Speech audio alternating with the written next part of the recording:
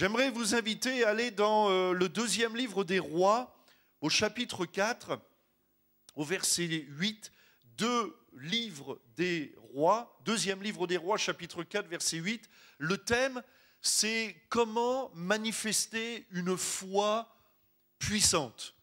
On verra comment la foi se construit. Nous verrons aussi au travers de ce texte que la foi peut être éprouvée.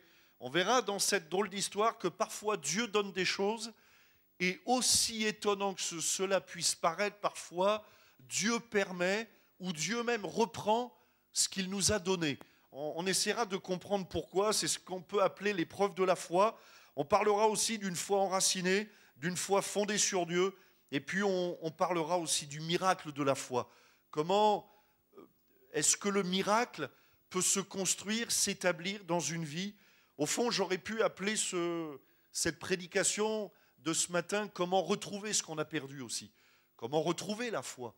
Comment aussi il y aura une parole pour les parents. Parfois, nous savons, nous parents, que nos enfants sont des dons de Dieu. C'est un don de Dieu, nos enfants. Et on verra dans ce texte que cette femme, elle a reçu un enfant, puis qu'à un moment donné, elle va le perdre. Et parfois, dans la vie, on s'aperçoit que nos enfants s'éloignent de Dieu. Pourtant, c'est un don de Dieu. Et parfois, ils s'éloignent. On essaiera de comprendre comment faire pour que nos enfants, au travers en tout cas du témoignage des parents, il n'y a pas que cela, mais c'est quand même, vous en conviendrez, le plus important. Si les parents sont de mauvais croyants, ne vous plaignez pas que vos enfants ne soient pas croyants. À un moment donné, il faut qu'on soit cohérent. Donc cette responsabilité incombe à nous, parents. Elle repose sur nos épaules. Nous bénissons Dieu pour les moniteurs, les monitrices des écoles du dimanche, mais ils ne feront pas tout le travail. D'ailleurs, Dieu ne les appelle pas à ça. Aux parents incombe cette responsabilité de conduire nos enfants, oui ou non? Alors on essaiera de comprendre comment faire, et parfois on voit nos enfants, parfois les grands-parents aussi, voir des petits-enfants qui s'éloignent, mais comment faire? Quelles sont là aussi les clés que Dieu donne afin que nos enfants, qui se sont peut-être éloignés de Dieu, reviennent auprès de Dieu? On va lire le texte, 2 Rois chapitre 4 verset 8. Un jour, Élisée passait par Sunem. Il y avait là une femme de distinction qui le pressa d'accepter à manger. Et toutes les fois qu'il passait, il se rendait chez elle pour manger. Elle dit à son mari, « Voici, je sais que cet homme qui passe toujours chez nous est un saint homme de Dieu. Faisons une petite chambre haute avec des murs et mettons-y pour lui un lit, une table, un siège et un chandelier, afin qu'il s'y retire quand il viendra chez nous. » Élisée, étant revenu à Sunem, se retira dans la chambre haute et y coucha. Il dit à Géasi, son serviteur, « Appelle cette Sunamite. » Géasi l'appela et elle se présenta devant lui.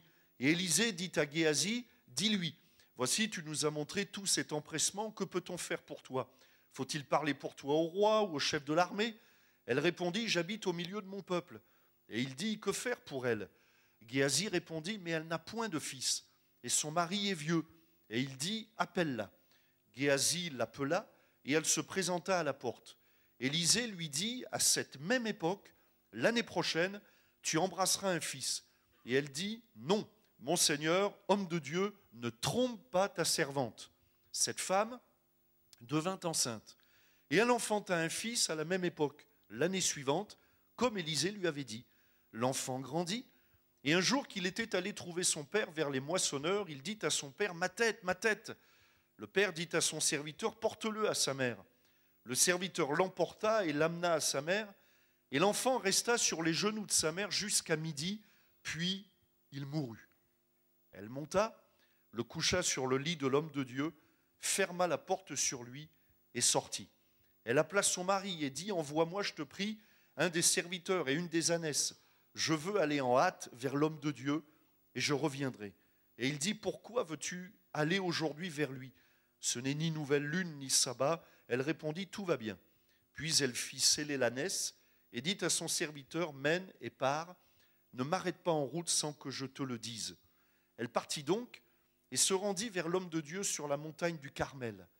L'homme de Dieu, l'ayant aperçu de loin, dit à Géasi, son serviteur, « Voici cette Sunamite.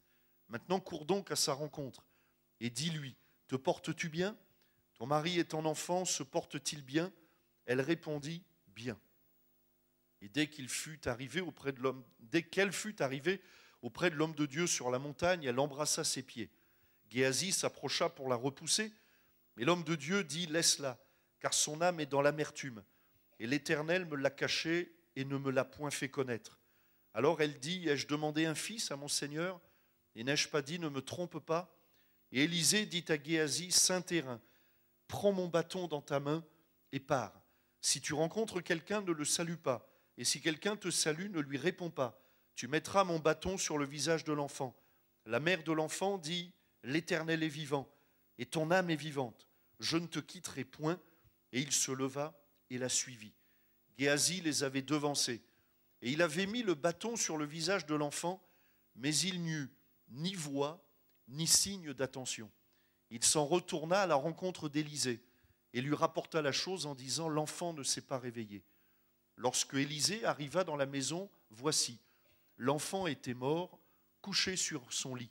Élisée entra et ferma la porte sur eux deux, et il pria l'Éternel. Il monta et se coucha sur l'enfant. Il mit sa bouche sur sa bouche, ses yeux sur ses yeux, ses mains sur ses mains, et il s'étendit sur lui, et la chair de l'enfant se réchauffa. Élisée s'éloigna, alla çà et là par la maison, puis remonta et s'étendit sur l'enfant, et l'enfant éternua 7 fois, et il ouvrit les yeux. Amen. Nous voyons là une histoire étrange quand même. Voilà que cette femme, cette Sunamite qui vit à Sunem, donc, c'est une femme de Dieu, une femme de foi. On va parler du caractère de cette femme, de la foi de cette femme. Et voilà que cette femme, parce que c'est une femme de foi, elle interpelle l'homme de Dieu, Élisée. Élisée, ça signifie Dieu est sauveur. Élisée, c'est l'image de Jésus. C'est l'image, donc, lorsqu'Élisée entre dans une maison, c'est l'image de la conversion. Donc cette femme, elle connaît Dieu, c'est l'image de la croyante, du croyant qui marche avec Dieu, image de l'Église, où Jésus est au milieu de l'Église, à sa chambre haute, c'est la maison de la prière. Bon. Et voilà que cette femme, elle a un souci, elle n'a pas de fils. Et Dieu lui en donne un. Elle enfante, elle accouche, elle a un fils. Et puis voilà que quelque temps plus tard, ce don de Dieu, et c'est là que l'histoire est étrange, cette bénédiction de Dieu, cette promesse de Dieu manifestée en chair, voilà qu'elle est reprise par Dieu. En tout cas, Dieu permet qu'elle soit reprise. Voilà que ce fils, qui était la réponse de Dieu à la prière de cette femme, voilà que ce fils meurt. Un petit peu comme parfois, on a la santé, on perd la santé. On a un travail, on va perdre un travail. On a nos enfants qui marchent avec Dieu, puis à un moment donné, nos enfants vont s'éloigner de Dieu. Il y a des tas de difficultés, c'est ce qu'on appelle l'épreuve de la foi. Ce que j'aimerais vous faire remarquer, le premier point, qui est d'ailleurs sous-jacent à toute l'histoire, c'est le fil rouge, c'est le fil conducteur, c'est, on va dire, c'est l'ambiance, c'est la couleur, c'est, si j'avais fait un film comme les jeunes, là, une comédie musicale, c'est la musique en quelque sorte du film, la couleur, c'est l'atmosphère de la chambre, c'est la présence de la chambre haute. Et notez bien, frères et sœurs, que c'est le point crucial, c'est le point capital. Ce qui a fait que cette femme a pu expérimenter le miracle de Dieu à 2 reprises, c'est sous-jacent, c'est qu'il y avait la chambre haute. Alors venons dans cette chambre haute, c'est là où la foi se construit. Dans la chambre haute, qu'y a-t-il? C'est cette place qui est accordée au prophète, à l'homme de Dieu. Vous voyez où je veux en venir? C'est la place qui est accordée à Dieu. Y a-t-il une place pour Dieu dans nos maisons, dans nos foyers, dans nos cœurs, dans nos couples, dans nos familles? Y a-t-il une place pour Dieu? Y a-t-il une chambre haute? Imaginez cette histoire sans la chambre haute. Le prophète serait certes passé, mais il ne se serait pas arrêté. Et en tout cas, il n'y aurait même pas eu de premier miracle, comptant même pas sur le deuxième. D'accord? Ce qui est sous-jacent, c'est cette chambre haute. Alors voyons cette chambre haute, et j'ai noté 5 caractéristiques à mettre en place dans nos vies afin qu'il y ait cette chambre haute, parce que c'est là que la foi va naître, va se développer, va se construire, va se fortifier. D'abord, il y a des murs. Je crois, mes frères et sœurs, mes amis, que dans le domaine, par exemple, de l'éducation des enfants, me semble-t-il, dans nos foyers, il nous faut mettre des murs. Il y a des choses qui n'ont pas leur place dans nos maisons. Il y a des raisonnements, des mots, des images, des pensées, des réflexions qui n'ont pas leur place, j'allais dire, dans un foyer croyant. Il y a des mots qui font fuir l'Esprit de Dieu. Il y a des raisonnements qui, au lieu d'amener la lumière de Dieu, font venir les ténèbres du diable. Il y a des murs, et cette femme avait bien fait de mettre d'abord des murs. Il y a des choses qui n'entreront pas dans ma maison. Et je crois que pour nos vies, c'est la même chose. La Bible dit « Ne mets rien d'impur devant tes yeux », par exemple. Il y a des murs à mettre, et ça, c'est le premier point. Des choses qui ne doivent pas rentrer dans nos têtes, dans nos pensées, des mots qui n'ont pas leur place dans notre bouche, des valeurs qui ne sont pour nous, qui ne sont pas des valeurs. Jésus nous dira, par exemple, que sert-il à un homme de courir après de gagner le monde entier s'il perd son âme? Voyez-vous, Jésus là nous met en garde contre ce qui pourrait nous sembler avoir de la valeur et puis qui au fond n'a pas de valeur. Et puis parfois on voit des gens qui courent après l'argent, après la gloire, après des tas de choses, et puis au fond qui perdent leur âme, qui perdent leur vie, qui perdent leur couple, qui perdent leur famille, et qui perdent, comme le dira Jésus, qui perdent leur âme. Première chose, des murs. Le deuxième élément dans cette chambre, c'est le lit. Le lit nous parle du repos, du vrai repos. Le vrai repos ne sera que la conséquence d'une réelle intimité avec Dieu. Il est heureux l'homme qui se confie en Dieu. C'est ce que nous dit la Bible. Il est heureux. Ça ne veut pas dire le repos, ça ne veut pas dire vivre dans le pays de Walt Disney où tout est bien. Hein. Ce n'est pas ça le repos. Le repos, c'est ce qui vient de l'intérieur. On peut être au repos en pleine tempête. C'est ça le véritable repos. On peut être au repos, et il est là le repos. Il y a ce lit. Y a-t-il un lit dans notre maison, j'allais dire? Mais un vrai repos. Ce lit de l'assurance que nous sommes sauvés, de cette assurance que j'ai établi une relation avec Dieu.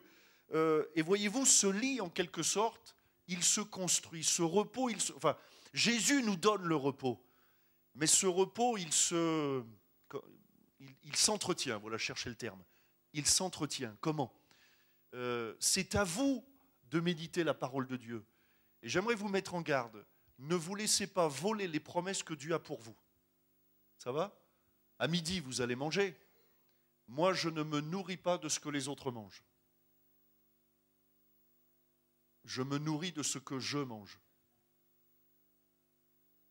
Eh bien ouais, c'est pas en regardant les autres manger que je suis rassasié, moi. D'accord? Pourquoi je dis ça? Parce qu'il y a trop d'enfants de Dieu qui regardent les autres lire la Bible et qui vivent par procuration.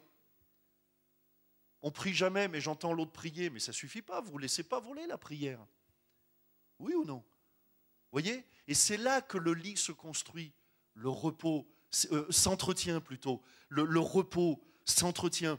Personne ne priera à votre place. Personne ne pourra lire la Bible à votre place. Personne ne pourra manger à votre place. Personne ne peut boire à votre place de l'eau. Le troisième élément, c'est la table. La table, c'est le lieu de la nourriture. On revient, la Bible. C'est à nous de chercher les pépites d'or et puis les pierres précieuses qui se trouvent dans la Bible. Elle nous parle aussi de la table du Seigneur. On en vient. La Sainte Seine. Venir auprès de Dieu avec humilité. Réaliser qu'au fond, Jésus est mort à ma place il y a 2000 ans pour m'accorder le pardon de tous mes péchés. C'est donc que je suis pécheur. C'est donc que Dieu m'accorde sa grâce. C'est bien. Tout se règle à la table du Seigneur, comme dans Astérix et Obélix. Elle se règle autour du repas. C'est la même chose. Vous voyez, sauf que nous, c'est la table du Seigneur. Mais il nous faut cette table. Le siège, c'est la révélation de mon identité en Christ. Nous sommes assis dans les lieux célestes en Christ. Il y a cette révélation de mon identité. Le chandelier nous parle de la lumière du Saint-Esprit. C'est la révélation, c'est le surnaturel, c'est le domaine de l'inexplicable, c'est le domaine du miraculeux. Aspirez, frères et sœurs, au miraculeux. Aspirez à la guérison. Aspirez au miracle. Aspirez à la délivrance. Aspirez aux paroles prophétiques. Et là, normalement, c'était écrit dans mes notes, ils disent tous amen. Faut aspirer. Le chandelier, ça fait partie de la chambre haute, ça fait partie, j'allais dire, du Pâques. Il y a les promesses de Dieu, mais il y a aussi la vie de surnaturel que Dieu nous promet. On est appelé à entrer dans le surnaturel. Sinon, ça sert à quoi de prier si jamais rien ne se passe? Moi, je prie. Je ne dis pas que ça marche à chaque fois, mais quand ça marche, ça m'encourage pour reprier. Du coup, je reprie. Si ça remarche, je reprie. De toute façon, celui qui ne prie pas, ça ne marche pas. Donc autant prier. Et puis s'attendra. Bon, ça, c'est là où la foi se construit. Maintenant, parlons de l'épreuve de la foi. Il arrive que Dieu nous fasse passer par l'épreuve. Alors, il y a des explications. Il est évident que l'épreuve de la foi sert à fortifier notre foi. Il arrive qu'on peut être déçu par Dieu. Imaginez cette femme, d'ailleurs, Élisée le voit, elle est remplie d'amertume, elle est déçue. Mais comment ça se fait? Dieu m'a donné un enfant, il me l'a repris. Et on peut comprendre, il y a de la déception, et parfois dans nos vies, soyons honnêtes, parfois nous sommes déçus. Ça ne se passe pas exactement comme on aurait voulu que ça se passe. Alors, pourquoi Dieu a-t-il permis ce drame? Pourquoi n'est-il pas intervenu? Pourquoi est-ce que les choses ont mal tourné? Et certains, malheureusement, en restent là. Mais ce que je remarque, c'est que cette femme, elle, ne va pas en rester là. Vous avez remarqué la première chose qu'elle va faire quand son fils est mort? Qui est capable de me dire ce qu'elle va faire? Voilà, elle le met dans la chambre. Dans la chambre haute. Même pas dans la chambre du gamin, dans la chambre haute. Vous voyez, c'est sous-jacent, c'est le fil conducteur, c'est le fil rouge. Elle le met là, dans le lieu de la foi. Quand je ne peux plus parler à mes enfants de Dieu, je parle de mes enfants à Dieu. Parfois, on en est là. Il y a des parents, il y a des grands-parents. Parfois, c'est la rupture, c'est bloqué. Ou alors, on ne veut pas non plus être trop lourd. On dit, mais comment on va faire? On ne peut plus. Eh bien, parlez-en à Dieu. Mais n'abandonnez pas. C'est en quelque sorte amener le Fils dans la chambre haute. C'est là, encore une fois, que la foi, eh bien, voilà, elle est éprouvée. Donc, certains restent bloqués dans leur désillusion. Bon, c'est comme ça. Mais cette femme, elle ne restera pas bloquée. Elle l'amène au bon endroit. Le troisième point, c'est une foi enracinée. Cette femme, elle vit à Sunem. Sunem, ça signifie double lieu de repos. Le double lieu de repos. D'ailleurs, Sunem, pour ceux qui se souviendront, ça s'est transformé en Sichar. Vous vous souvenez de Sichar? La femme samaritaine, Sichar. Et aujourd'hui, ça s'appelle Naplouse. La ville aujourd'hui, c'est Naplouse. Mais moi, je retiens Sichar. Alors, Sunem, c'est quand même une ville particulière où il se passe quand même des choses particulières. Bon, une fois enracinée. Parlons un petit peu de cette femme. Et avant de parler de cette femme, parlons de son mari. Le fait est que son mari est vieux. Ce qui nous amène à penser, enfin ce qui m'amène à penser, peut-être pas tout le monde, enfin moi, m'amène à penser qu'elle n'est pas toute jeune non plus. Bon. Alors on pourrait dire, oui, je vous dis ça parce que c'est important, parce que je remarque que parfois on vit dans la société, je trouve, vit dans la société de la jeunesse, il n'y a que les jeunes qui doivent rêver, qui doivent espérer, qui doivent... Eh ben non. Les cheveux blancs, nous aussi, moi j'en ai, ça grisaille, c'est comme ça. Eh ben nous aussi, on a encore des projets, Dieu n'en a pas fini avec nous. Ça va? Élisée n'a pas déboulé dans un couple de jeunes mariés, il aurait pu remarquer, hein. Mais là, il se fait que, c'est quand même intéressant, bon, le mari, il est vieux, donc elle n'est pas toute jeune, mais elle est encore en âge d'enfanter. Nous sommes encore en âge d'enfanter, c'est-à-dire d'avoir des projets. Donc, Pierre Coulot, tu peux, l'année prochaine, 10 ans. Voilà. Dieu n'en a pas fini avec nous. Il n'y a pas de maison de retraite dans la maison de Dieu, juste des maisons de prière. Ce n'est pas tout à fait pareil. Alors le mari, quand même, parlons-en un petit peu. Il est au dernier plan. Je ne dis même pas au deuxième plan, lui il est au dernier plan. S'il avait été dans la comédie musicale, le mari c'était un figurant. Hein, d'ailleurs, il n'y a même pas quasiment, il n'intervient pas. Il est quasiment invisible.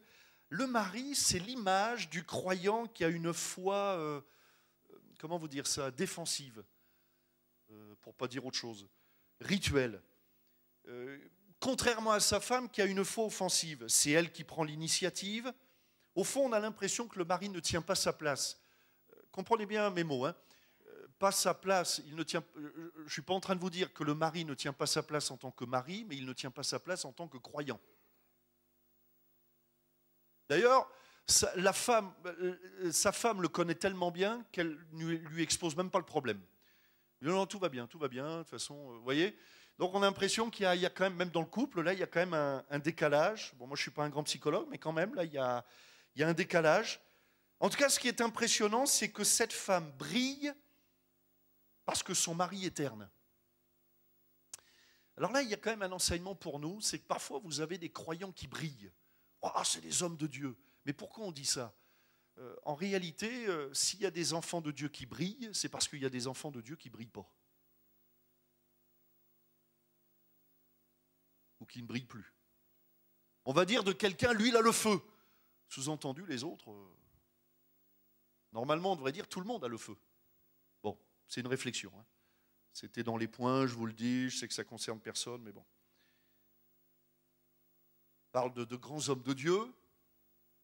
Alors, vous avez noté cette expression, grand homme de Dieu. On dit ça parce qu'il y a des petits. Ben, sinon, on dirait homme de Dieu. Bon, voilà, c'est tout. Voilà, c'est tout. En fait, nous sommes appelés à tous à être des champions dans le domaine de la foi. En tout cas, revenons à cette femme. Lorsque l'enfant meurt, la mère ne va pas l'enterrer. Parfois, quand on est éprouvé au niveau de la foi, on enterre nos talents, on enterre nos dons, on enterre les promesses, on arrête, on s'entête, parfois même on boude.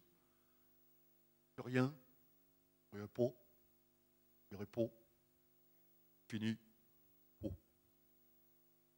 Bon non, elle ne l'enterre pas, elle l'allonge sur le lit dans la fameuse chambre haute. Ensuite, elle va trouver le prophète Sunem, Carmel, 30 à 40 kilomètres. Ça nous parle de la persévérance, entre parenthèses. Ce n'est pas une foi, vous voyez, et on va le comprendre avec l'histoire du bâton et Géasi. Ce n'est pas une foi, comment vous dire, une foi fondée sur l'exceptionnel. C'est une foi persévérante. Une foi, encore une fois, qui s'est construite dans la chambre haute, établie, fortifiée. Vous voyez, parfois on parle de crise de foi. La crise de foi, tu as mangé trop de chocolat. Mais il y a parfois des crises de foi. On a mangé tout d'un coup. Mangez un petit peu, mais tous les jours. Ça évitera la crise de foi, même de la foi. La foi. Ça va, vous me suivez? C'est bon. Il y en a qui sont au chocolat. Non, mais c'est plus le chocolat, là. Vous voyez? Et il y a parfois des crises de foi parce qu'on mange tout d'un coup. Et puis pendant 3 semaines, on ne va plus lire la Bible. Et puis 3 semaines après, vous voyez? Et ça fait des crises de foi, comme le chocolat. Moi, on m'a offert des... Vous pouvez continuer d'ailleurs, hein, des boîtes au chocolat, mais je vais étaler tout au long de l'année. D'accord? Ça va. Donc, cette Carmel aussi, ça signifie campagne fertile, grand jardin. Donc, elle va vers les promesses, elle va là où elle sait que Dieu peut répondre. Donc, elle ne perd pas pied, elle reste accrochée aux promesses de Dieu. D'ailleurs, elle va rappeler à l'homme de Dieu la promesse. Alors elle dit, verset 28, « Ai-je demandé un fils à mon Seigneur, n'ai-je pas dit, ne me trompe pas ?» Alors vous vous souvenez, quand le prophète lui a dit, « Tu enfanteras l'année prochaine », elle a dit, le premier mot, ça a été « non ». C'est étonnant, hein? Et pourtant, c'était le mot de la foi, mais d'une foi persévérante, c'est-à-dire, je ne veux pas me laisser aller à n'importe quoi, ne me trompe pas. Ne me trompe pas. Donc cette femme, ce n'est pas une mystique, ce n'est pas une illuminée, mais c'est une femme qui a construit sa foi, encore une fois, avec cette chambre haute persévérante. Donc elle n'est pas non plus crédule. Parfois on confond la foi et la crédulité, mais les croyants, nous ne sommes pas crédules. Moi, si vous me dites que les Martiens, ils ont atterri sur la place de Limoges, je ne vous croirai pas. Par contre, le croyant y croit que Jésus a atterri il y a 2000 ans. Vous voyez, ce n'est pas pareil. La foi a un objet. j'ai foi en Jésus. Mais ce n'est pas parce que j'ai la foi que je crois en tout et en n'importe quoi. Au contraire, le croyant n'est pas crédule. Ça va? Enfin, on a du mal avec... Et donc, cette femme, elle n'est pas crédule. Lui donne une promesse, non, mais ne me trompe pas. D'ailleurs, elle lui rappelle, ai-je demandé un fils à mon Seigneur? Vous voyez, il y a du reproche. N'ai-je pas dit, ne me trompe pas? Sous-entendu, tu m'as trompé. Ma foi, elle est persévérante. Moi, je crois, j'ose croire. Ou plutôt, elle est encore dans le « je veux croire ». Je veux croire que ta bénédiction, elle est durable. Bon. Et Dieu, au travers de ce texte aussi, veut parler aux parents.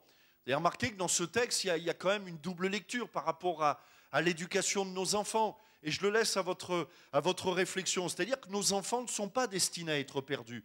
Nos enfants sont destinés à être, entretenus dans cette chambre haute. Et les bénédictions que Dieu a formées sur nous ne sont pas appelées à mourir ou à finir enterrées dans le cimetière des regrets, mais sont appelées à se développer, à être alimentées dans la chambre haute. Et donc la vraie question, c'est y a-t-il une chambre haute dans mon cœur? S'il n'y a pas de chambre haute, ça se finira au cimetière. Mais s'il y a une chambre haute, ça se finira dans le miracle. Ça va? Quatrièmement, c'est une foi qui est fondée sur Dieu. Élisée, ça signifie Dieu est sauveur, je vous l'ai dit, c'est l'image de Jésus. Alors là aussi, regardons Élisée. Là aussi, il y a quand même quelque chose d'étrange dans ce texte. C'est que vous avez remarqué qu'Élisée, avant d'aller dans la chambre haute, d'aller prier pour l'enfant comme il le fait, on verra tout à l'heure qu'il s'allonge sur lui, etc. D'abord, il va dire à Géasi, vas-y, prends le bâton, vas-y. Alors, Géasi, ça signifie la vallée de la vision. Et trop souvent, je crois qu'il y a une leçon aussi, vous avez remarqué que ni Géasi, ni le bâton, ça ne va pas fonctionner. Vous avez remarqué? Il vient avec le bâton, il met le bâton sur le corps de l'enfant, il n'y a rien qui marche, ça ne fonctionne pas. Et là aussi, c'est un enseignement pour nous. Parfois, le bâton, ça fonctionne. Moi, je bénis Dieu pour les fois où Dieu, dans les missions d'évangélisation, m'accorde le bâton de la puissance pour que des démons soient chassés, que des malades soient guéris. Nous bénissons Dieu. Nous avons besoin de la puissance de Dieu pour que, la multitude croie, pour que des gens soient touchés par la grâce de Dieu. Moi, j'en suis un fervent, je crois en cela, je réclame à Dieu sa grâce. Mais il y a des situations où ce n'est pas le bâton que Dieu veut employer. Dans cette situation, et parfois, si vous voulez, le défaut, c'est que nous fonderions notre foi uniquement sur des faits exceptionnels. Ça va? C'est-à-dire, si la mer Rouge ne s'ouvre pas en deux, je ne crois pas. Il faut que Dieu parle, il faut qu'il se manifeste, il faut qu'au moment où je dis que la pluie s'arrête, elle s'arrête. Surtout dans le Limousin, ce n'est pas facile. Bon, c'est le bâton. Et Géasi, parfois, dans certains textes, j'ai vraiment l'impression que Dieu a de l'humour, quoi. Vallée de la vision. Impression. Alors, vallée de la vision, on va dire, ouais, c'est le gars, il est visionnaire, mais parfois, c'est des visions de vision, quoi. Il y a des, vous voyez, c'est la vision. Et parfois, on veut des visions. Bon, mais ça ne va pas marcher. Ce n'est pas ça qu'il faut. C'est peut-être d'une vision de plus dont nos enfants ont besoin, ou dont la promesse qui est dans mon cœur a besoin, mais c'est d'une parole de Dieu. Et ce n'est pas tout à fait pareil. Alors, en quelque sorte, qu'est-ce qu'il va fonctionner? Il a fallu que le corps de l'enfant soit réchauffé en entier. Parfois, reprendre le chemin de la bénédiction, ça peut prendre du temps. Parfois, une guérison intérieure, ça peut prendre du temps. Il me semble même que c'est plus facile, entre guillemets, une guérison physique instantanée qu'une guérison intérieure. Parce que Dieu, en quelque sorte, doit travailler main dans la main avec celui qui est blessé, qui est malade intérieurement. C'est parfois plus compliqué, plus complexe. Et dans cette situation, on est dans ce type de situation. Alors ça va prendre du temps. Ça ne va pas se faire en un coup de bâton. Une parole, hop, lève-toi, comme ça se passe à d'autres moments. Mais là, non. Et il faut parfois du temps pour que les pensées de Dieu, les raisonnements de Dieu, les projets de Dieu germent d'abord dans nos cœurs et puis grandissent, s'établissent. Et c'est un petit peu ce qu'il a fallu faire concernant cet enfant. Alors Élisée va faire là aussi quelque chose d'étonnant. Hein. Il va s'allonger sur l'enfant. Et la Bible nous dit que le corps de l'enfant va se réchauffer. Il y a comme quelque chose d'intégral, de complet. Et tout se passe encore une fois dans la chambre haute. Ça nous parle d'engagement. Et ça nous parle du témoignage que nous avons à rendre. Un témoignage complet. Dieu travaillera dans l'intimité de notre chambre et concernant nos enfants, dans l'intimité de leur chambre. Hein? Mais d'abord, être entier. Alors, voyons voir la bouche, les yeux, les mains. Il a mis sa bouche sur sa bouche. Ça nous parle de ce que je dis. C'est pour ça que tout à l'heure, je vous disais, il faut mettre des murs. Il y a des mots qui n'ont pas de place dans notre bouche. Attention à ce que vous dites. Écoutez bien ça. Nous devenons ce que nous disons. Toujours. Nous devenons ce que nous disons. Pourquoi ? Parce que ce que je dis, c'est une confession. C'est pour ça qu'il y a tellement de combats, j'en parle d'ailleurs dans mon livre, de combats dans le domaine de la prière à voix haute. Pourquoi ? Parce que quand je prie à voix haute, Dieu peut s'emparer de ces paroles. La foi vient de ce qu'on entend, et ce qu'on entend vient de la parole de Christ. Donc moi, je suis fortifié par ce que je viens de dire moi-même. Il faut y penser quand même. Et puis troisièmement, le diable entend ce que je dis, puisque le diable n'a pas accès aux pensées des enfants de Dieu. Donc c'est important que de temps en temps, vous disiez de temps en temps, j'appartiens à Jésus. Ça paraît basique, mais c'est ce qui nous fera avancer. Et dans ce domaine, il y a trop d'enfants de Dieu, je crois, qui se taisent. Ils ne se taisent pas parce qu'ils sont muets, mais qui se taisent parce qu'ils ne parlent pas. Or, on est appelé à prier. Ça va ? Et donc, la première chose, il a fallu mettre sa bouche sur sa bouche. Attention à ce que je dis. Je deviens ce que je dis. Donc lui, il communique en quelque sorte. C'est comme si, permettez-moi cette expression, c'est comme si le Seigneur lui-même voulait coller sa bouche contre notre bouche pour la remplir de ses pensées. Ce que je dis, ce que je confesse, ce que je véhicule. Très important. Deuxièmement, les yeux. Ce que je vois.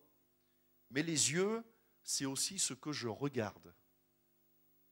Et là encore, on a beau dire tout ce qu'on veut, mais notre cerveau, c'est comme un disque dur, mais qui n'a pas la faculté de faire recette ou formatage.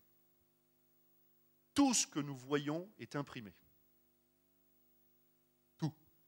Ça s'imprime. C'est pour ça que la Bible nous dit, attention à ce que vos yeux voient. Attention à ce que nous regardons. Et donc, il met ses yeux sur les yeux de l'enfant. J'en arrive même à penser que je pense ce que je regarde. Bon, ça c'est ma réflexion. Hein. Réflexion du jour. Bonjour. Les mains. Les mains, donc il pose ses mains sur les mains de l'enfant. Les mains, ça nous parle de choix, de décision, d'action. Il y a des choix à faire, des décisions à prendre, des actions. La foi ne peut pas se cantonner simplement au dimanche matin. Voilà, on est là, on chauffe la chaise et puis je fais ce que je veux. Dès que dimanche est arrivé, dès que le midi est arrivé, je fais ce que je veux. D'accord ? Il y a les mains. On nous parle de choix, de décision, d'action. Et ça, je vous le laisse à votre réflexion. Et puis la conclusion. Alors la conclusion, c'est qu'il y a le miracle de la foi. Dans la résurrection du Fils, donc on y voit résurrection, enfin guérison physique, résurrection, mais aussi une résurrection spirituelle qui est marquée par le chiffre 7. Il va éternuer 7 fois. Ça nous parle d'une résurrection spirituelle. Certainement que le Fils, peut-être, ne marchait pas avec Dieu, on n'en sait rien. Bon, ça, c'est ma conclusion. En tout cas, c'est ma réflexion. Il va éternuer 7 fois. Ça nous parle c'est le chiffre de Dieu.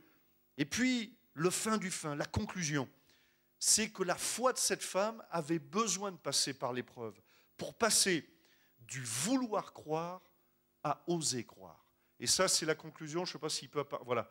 Je crois que c'est le but ultime de cette histoire, c'est de basculer du « je veux croire » à « enfin, j'ose croire ». J'ose confesser qu'à Dieu, tout est possible. Quand je veux croire, je peux ne pas le dire. Mais quand j'ose croire, c'est parce que j'ose que je le dis. C'est quand je veux que parfois je ne fais pas, mais c'est quand j'ose qu'enfin je commence à ouvrir la bouche et à dire « j'ose croire ». J'ose confier ma vie en Dieu. J'ose faire confiance au Dieu de l'impossible. J'ose remettre ma vie, mon avenir, ma santé, mon travail, mon couple, mes enfants, tout mon avenir. J'ose les remettre entre les mains de Dieu. Et c'est à partir du moment où j'ose croire que tout devient possible. Et là, vous dites Amen. Ça va? Elle bascule du jeu. Et c'est pour ça. Et souvent, il y a l'épreuve de la foi entre les deux pour nous aider. Dieu va éprouver notre foi pour nous aider. Ça ne suffit pas, je veux croire, mais Dieu veut nous faire entrer dans le j'ose croire. Et c'est ça le repos de la foi. J'ose croire. J'ose croire que Dieu ne m'a pas abandonné. J'ose croire que je ne m'enfoncerai pas. J'ose croire que même si je suis au fond du trou, j'ose croire qu'il y a une main qui va me sortir du trou. J'ose croire que Dieu n'en a pas fini avec moi. J'ose croire que mes enfants qui se sont éloignés de Dieu, j'ose croire qu'ils vont revenir. Vous comprenez? Ça va au-delà du je veux croire, mais j'ose croire. C'est-à-dire ça va au-delà de la volonté, de mes raisonnements. J'ose croire. C'est-à-dire viscéralement, il y a quelque chose d'inexplicable en moi qui me fait dire que j'ose croire qu'à Dieu, tout est possible. On termine par la prière. Notre bon Père Céleste, nous te rendons grâce, nous te bénissons. Et je veux te prier en cette matinée pour celles et ceux peut-être qui sont éprouvés au niveau de la foi. Je te prie, Seigneur, pour cette personne ce matin qui a un problème au niveau du nerf sciatique. Je te prie, Seigneur, pour cette personne qui a un problème au niveau des reins. Je te prie, Seigneur, pour cette personne qui a un problème au niveau du foie. Seigneur, tu agis, tu interviens, tu étends ta main. Seigneur, je te prie, afin de toucher les cœurs, afin de toucher les corps. Au nom de Jésus, on va rester dans la prière. Et j'aimerais rapidement, si vous le permettez, faire un appel pendant qu'on garde les yeux fermés. Mais j'aimerais faire un appel et prier pour celles et ceux peut-être qui sont éprouvés dans le domaine de la foi, peut-être qui perdent pied, qui ont besoin d'être renouvelés dans le domaine de la foi. Et je vous demanderai de vous lever à votre place afin que nous puissions prier pour vous. Voilà, si quelqu'un veut être renouvelé dans le domaine de la foi, dire voilà, je veux que la bouche de Jésus se pose sur ma bouche, ses mains sur mes mains. Je veux m'approcher de Dieu. Je veux plus, non pas veux croire, mais je veux oser croire, j'ose croire. Et puis aussi prier pour les malades. Il y a des maladies qui ont été citées, des malades qui ont été cités, mais il y a peut-être d'autres personnes qui sont malades ce matin. Alors osez croire. Osez croire que Dieu guérit. Osez croire qu'à Dieu tout est possible. Et là où vous êtes debout, commencez à prier. Commencez à réclamer à Dieu sa grâce. Commencez à intercéder. Seigneur, tu agis. Seigneur, tu interviens. Tu fais grâce, mon Père Céleste, parce que tu es le Dieu de l'impossible. Tu es le Dieu des miracles. Seigneur, tu visites. J'ordonne à cet esprit de maladie de quitter tout corps malade. Au nom de Jésus, esprit de maladie, tu quittes les corps malades. Au nom de Jésus, que toute douleur disparaisse. Il y a quelqu'un qui a un problème au niveau des cervicales. Que la douleur disparaisse au nom de Jésus. Au niveau du foie, la personne là, ressent une chaleur. Dieu est en train de vous visiter. Au niveau du nerf sciatique, Dieu est en train de vous visiter. Seigneur, tu étends ta main. Tu fais grâce, mon Père Céleste. Tu souffles par ton esprit et tu renouvelles les frères et sœurs qui sont éprouvés au niveau de la foi, au niveau de la santé, au niveau du couple, au niveau du travail, problèmes financiers. Seigneur, tu étends ta main au niveau de l'éducation des enfants. Tel quelqu'un, au niveau de ses études, de son avenir, est complètement perturbé, perdu. Seigneur, je te prie, afin que tu nous fasses basculer dans le j'ose croire. J'ose croire, Seigneur, que tu as un avenir et de l'espérance pour chacun d'entre nous. Seigneur, tu étends ta main, tu fais grâce. Et vous qui êtes debout, recevez des paroles de Dieu, recevez la visitation de Dieu. Laissez-vous toucher par le Saint-Esprit. Au nom de Jésus, Seigneur, tu étends ta main, tu touches, Seigneur, tu visites ces cœurs. Au nom de Jésus, alléluia, alléluia.